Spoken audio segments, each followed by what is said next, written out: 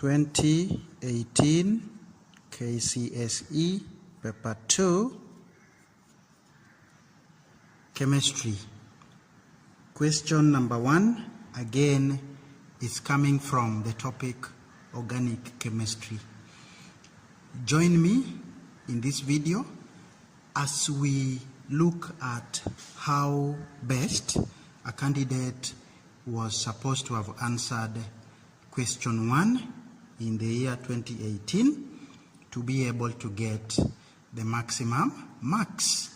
So the question, as we have said, was borrowed from the topic Organic Chemistry, and here the depth of knowledge is cutting across from Organic Chemistry 1 to Organic Chemistry 2. So the question read, the diagram in figure 1 shows some natural and industrial processes. Study it and answer the questions that follow. We insist that, just like the instructions say, a student is supposed to study the scheme first before you attempt to answer the questions. So as you can see, the processing starts at box 1, where we have carbohydrates in plants, which are converted to simple sugar. The simple sugar is able to give us ethanol. So as we study the scheme, we are supposed to remind ourselves of some of these processes so that when you eventually answer the questions, you have an easy time. So process A is what we call fermentation. So when you do fermentation on simple sugar like glucose, you are able to get ethanol. Now, even before we proceed, you need to ask yourself some conditions that are needed. And as far as chemistry knowledge is concerned, for fermentation to take place, we had indicated earlier that you need the zymase enzyme, which is found in yeast. Moving on, ethanol undergoes process B to get ethene. This one is what we call dehydration.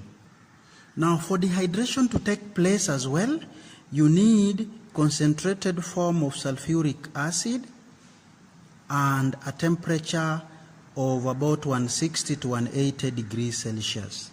So, candidate, here, what we are doing, we are studying the scheme, so that eventually we find very easy time as we answer our question. So moving on, ethene is subjected to process C to form a polymer.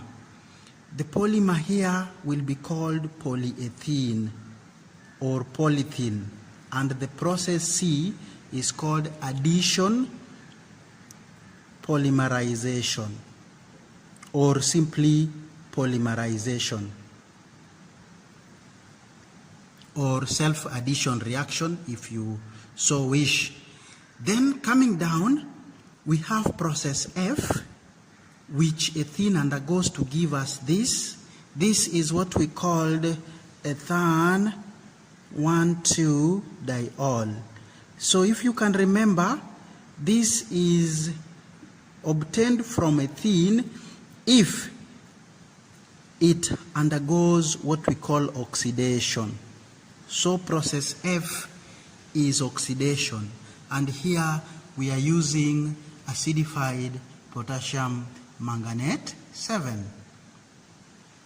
Okay, now once we get our ethane 1,2-diol, we expose it to process G, or rather we subject it to process G, and we're able to get a polymer here. This is terylene. Terylene is also called dacron, and this is an example of condensation polymerization. Condensation polymerization gives us a polymer, but as the polymer is formed, there is usually elimination of some simple molecules like ammonia or water. So before we get back to seeing how the process continues on the left-hand side, I want to make it clear here that pterilene is mostly not found in some of our textbooks, but as a student, you needed to have learned some of these, what we call condensation polymers.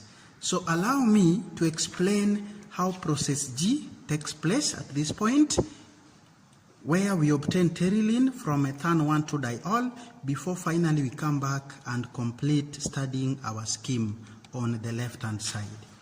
So we have pterilene.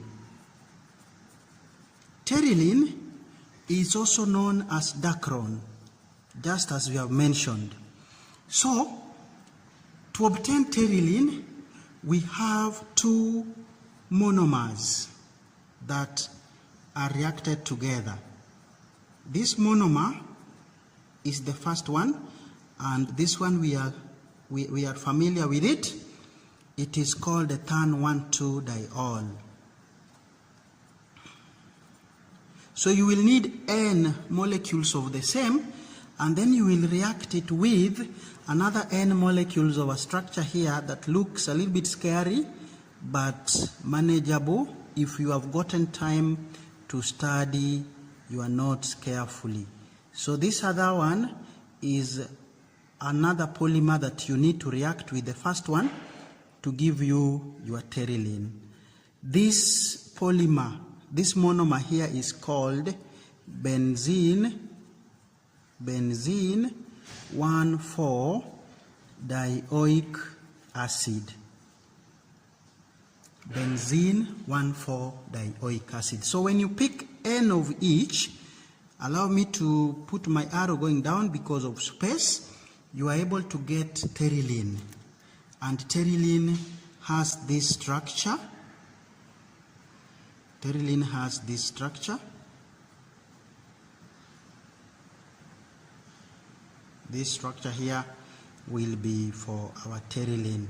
And this, as we have said, is a condensation polymer, because apart from the polymer there, we are able to get some water molecules being released in the process. So the number of water molecules will be 2n-1. So this is the complete formation of pterilene from methane 1,2-diol and benzene 1,4-dioic acid. Well, going back to our scheme, we have just explained how pterilene is obtained from methane 1,2-diol. So before we answer our questions, let us proceed to the scheme on the left-hand side. So we have carbohydrates in plants being acted on by enzyme action. You are able to get vegetable oils, and then they undergo process D to get soap. So process D is saponification. Correct. So we have now studied our scheme, and now it is time to get into our questions and be able to answer them according to what the examiner expected. So let's begin with part A. Identify processes labeled A. And because you had done this even before looking at the question, it's become so easy to answer. You just look at what you had done earlier and you get the word. The word is fermentation. For half a mark, I want to say something here as far as spelling of these processes is concerned in chemistry. So this is what happens if your spelling has some influence from where you come from. Maybe you come from a place where F is pronounced as P, and then it happens that you extend that to chemistry, and instead of writing fermentation with F, you write fermentation with P. We will not deny you that mark, but there is a condition. This new term that you are giving us, fermentation, The question we are going to ask is, does it have another meaning in ordinary English usage? If it has another meaning, which is different from obtaining ethanol from simple sugar, then unfortunately that mark will not be yours. But if the new word is nowhere in ordinary English usage, then we will not deny you the mark as much as the spelling is wrong. So we proceed to process B, and this one we had also done as we were studying our scheme, and the process is dehydration. Half a mark. Moving to process C, this one we said is polymerization. Polymerization. Or you cannot be specific what type of polymerization. Remember there are two. We have addition and condensation. So this one was actually addition polymerization. If you become specific like that, we also give you the half a mark. And D, saponification. So candidates, you realize that when you study your scheme very well, it becomes so easy to answer the question. You take a shorter time to answer because your answers will already be in the scheme. Moving on, we have the next question. State the reagents and conditions required for process B and D. So when you are stating the reagents, we normally accept both name in words and name in symbols. But please, this is the advice. If you can avoid simple symbols, the better. Because when we use symbols, at times we make mistakes of joining the letters. And the moment you join the letters, you may lose the mark. So please, when you are told to state, you are safer with the name in words. So process B is dehydration. The reagent, we have just talked about it. The reagent is concentrated sulfuric 6 acid. I know somebody is asking, suppose I don't say, or I don't write sulfuric 6 acid, I just write concentrated sulfuric acid. We give you the mark. So it's not a must to put the, what we call oxidation number of sulfur in sulfuric acid. Now, for this part, we allow other options. Like, for example, if somebody decided to symbolize the sulfuric acid and gave us this as his answer, concentrated H2SO4, it is yours, the mark is yours.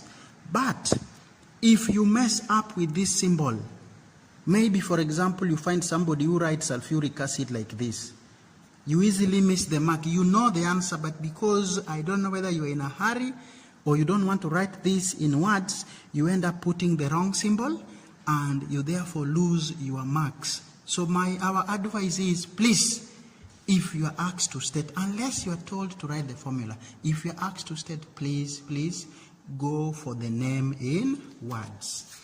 So we also allowed the reagent in symbols for 1 whole mark. You could also tell us that the reagent is sulfuric acid in symbols like this, and then you put the state liquid to mean it is concentrated. Good. Coming to condition for dehydration, we have temperature of between 160 to 180 degrees Celsius. Now here, if a student has given just one value, like for example 162 degrees Celsius, you also get the mark as long as the value, the single value you have given us is within the range that is specified here. So you do not have to give a range. You can give a single value of temperature, but it has to be within the specified range. Let's move to process D. Process D was saponification. The reagent, as we all know, is a strong alkali. So potassium hydroxide does it. You can also write it in symbols if you know how to write the correct symbol.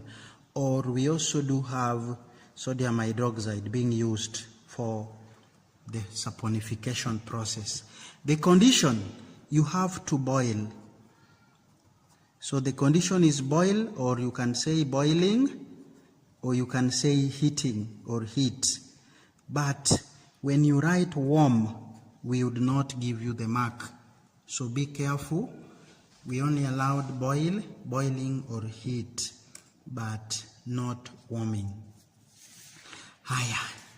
Moving on to the second page, 2018 K.C.S.E. Chemistry Paper 2, we were asked to describe, this is now a descriptive question, describe how process D takes place. Process D is saponification, and according to our scheme, we obtain it from the vegetable oil. So the answer expected here was that the vegetable oil is mixed with sodium hydroxide. You could also talk about potassium hydroxide if that was your choice for the reagent in the previous section. So once you mix it with the sodium hydroxide, you would boil or you would heat. So that statement, mentioning sodium hydroxide, a half a mark, mentioning boiling or heating, a half a mark. The next thing we do is to salt out using sodium chloride. So sodium chloride is added to precipitate or separate out the soap from what? From glycerol. So mentioning sodium hydroxide, half a mark, to precipitate or separate out soap from glycerol, another half a mark, total 2. So those who don't want to use this second statement have an option of saying that to lower, you could also say that sodium chloride is added to lower the solubility of soap in glycerol. To lower the solubility of soap in glycerol, or you can also use the word to salt out the soap. So doing that, you get your full 2 marks. Okay, moving on. 2 additives added to improve quality of soap. There are so many. So let us list them. You can add perfume. You can add what we call builders. You can add sodium tetraoxophosphate. Sodium tetraoxophosphate. You can add dye. You can add color. You can add pleasant smell. You can add esters. Actually, the pleasant smell is brought about by esters. You can add the antiseptic to make your soap what we call medicinal.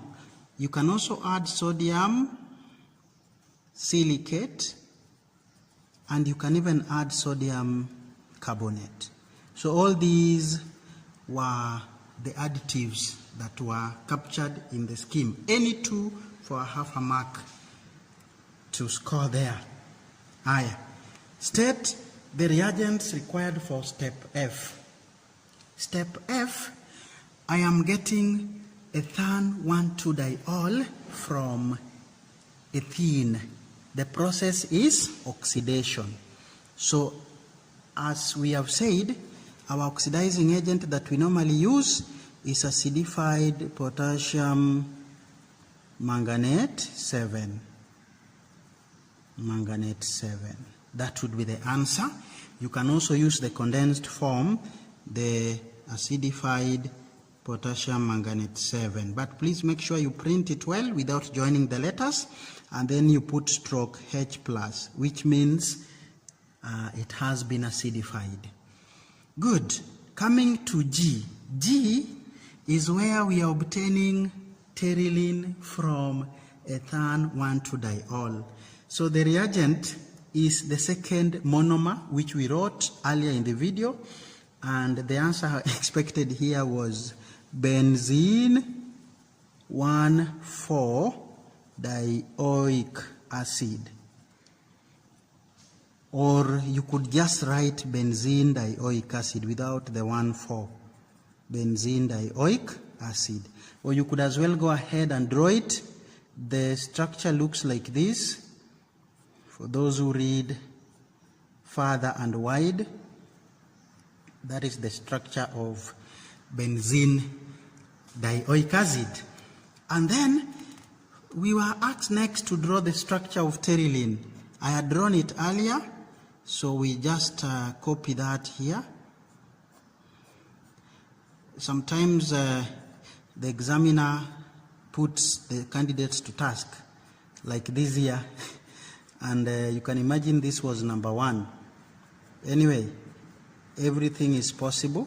So this is a testimony that as you read, please do not ignore any section of the syllabus. As long as something is mentioned in the syllabus, it can be tested.